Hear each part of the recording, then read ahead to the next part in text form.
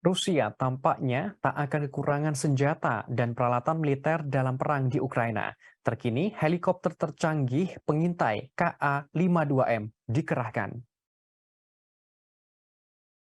Pihak industri pertahanan Rusia menerangkan helikopter canggih KA-52M pertama dikirim ke tentara Rusia. Disebutkan pasokan akan terus berlanjut tahun ini.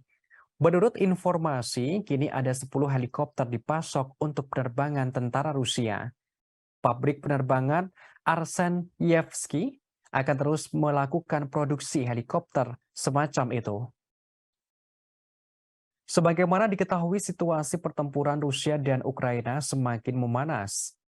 Presiden Rusia Vladimir Putin mengambil tindakan cepat pada Desember lalu.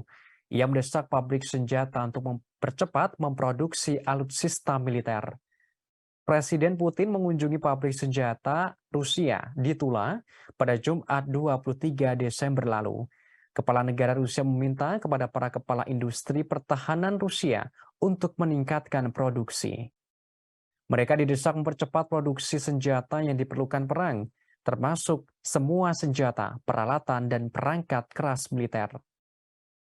Presiden Putin menegaskan senjata-senjata yang diproduksi akan digunakan untuk kebutuhan pasukan Rusia di garis depan terlebih dahulu.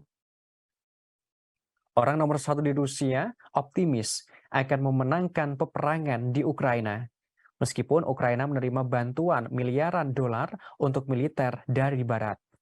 Pada kesempatan yang sama, Menteri Pertahanan Rusia Sergei Shoigu juga mengunjungi pabrik senjata Kalashnikov di Izhevsk.